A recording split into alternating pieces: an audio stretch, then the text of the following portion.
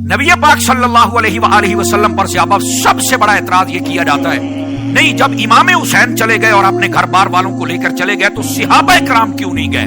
मैंने कहा मेरे अजीज, हम यहां पर हक को वाजे करने के लिए बैठे, ना किसी का इनाद है, ना बुग़्ज़ है, ना लड़ाई है, ना झगड़ा है।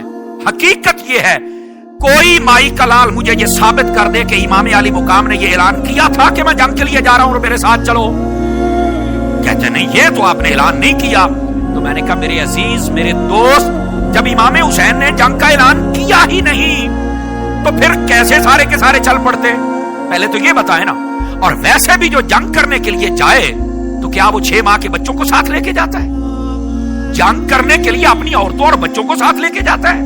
नहीं मेरे अजीज, आपको मालूमात दुरुस्त करना होगी। खुदा के वास्ते नबी पाक सल्लल्लाहु अलैहि वसल्लम के सहाबा का मकाम भी समझो और आले रसूल का भी समझो। तो इमाम अली मुकाम ने तो ऐलान फरमाया ही नहीं, तो जब ऐलान नहीं किया तो जाना जरूरी ही नहीं। ये पहली बात है। दूसरी बात सुनिए, अगर ये सवाल किया जाए कि नबी पाक के सहाबी क्यों नहीं गए और फिर बुरा भला कहना शुरू कर, ये राफ़िदियाना सोच है। लेकिन यहां पर एक और पहलू भी तो है जिससे पर्दा हटाना जरूरी है, और तब रास्ता अहले सुन्नत और हकीकत अहले सुन्नत, अकीदा अहले सुन्नत वाज़ेह होगा। तब पता चलेगा असल हक़ाइक़ क्या है और वो क्या है। गौर से सुनिएगा सारे हज़रात। मैंने कहा अगर सहाबा कराम नहीं गए, इतराज हो रहा है, इस पर मैं आगे दरीचे खोलता हूं बाकी गुफ्तगू के, लेकिन मुझे यह बताया जाए क्या इमाम अली मुकाम इमाम हुसैन रज़ी अल्लाह ताला अन्हु आपके सगे भाई जो बाप शरीक थे जिनका नाम हजरत मोहम्मद बिन हनफिया था, क्या वो साथ गए थे? कहा नहीं, वो तो नहीं गए थे। कहां थे? कहा वो तो मदीना में थे, वो तो मक्का तक भी साथ नहीं गए थे। चे जाए कि बाकी मनाजिल तय करते हुए करबला में जाते। ये बात बड़ी समझने वाली है ना, पॉइंट टू बी नोटेड जिसको मैं कहता हूं, इस बात को समझिए। वो साथ नहीं गए, तो अगर सहाबा पर इतराज होता है तो फिर इसका क्या जवाब होगा? ये कोई खारजी सवाल कर सकता है, लेकिन खबरदार, हम ना राफ़िदी हैं ना खारजी हैं, हम सुन्नी हैं। हम दोनों घरों का दिफा करेंगे। हमारे जिस्म के टुकड़े तो हो सकते हैं, लेकिन हम पाकों की शान पे हर्फ नहीं आने देंगे। हम पूरा दिफा करेंगे, ना राफ़िदियाना सोच को आगे परवान चढ़ने देंगे, ना खारजियाना सोच को परवान चढ़ने देंगे। अब ये कोई इतराज कर सकता है, इसका जवाब मैं देता हूं, लेकिन असल बात ये है, सिर्फ ये नहीं कि हजरत मोहम्मद बिन हनफिया जो आपके सगे भाई थे वो नहीं गए, हजरत सैयदा सुगरा रज़ी अल्लाह ताला अन्हा, आपके जो शौहर हजरत हसन मुसन्ना रज़ी अल्लाह अन्हु, वो हजरत इमाम हसन के बड़े शहजादे हैं, आपके शहजादों में से, वो भी तो नहीं गए, वो भी तो इधर थे।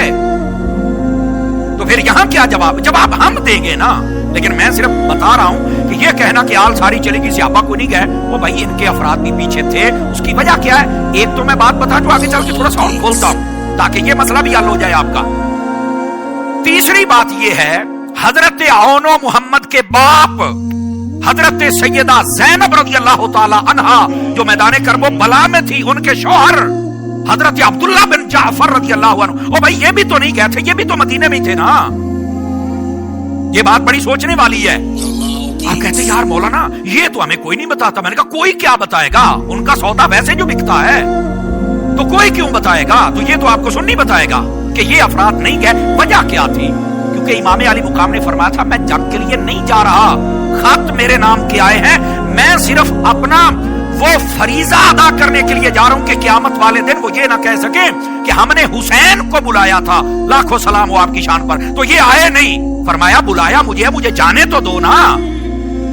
अब ये वजह थी।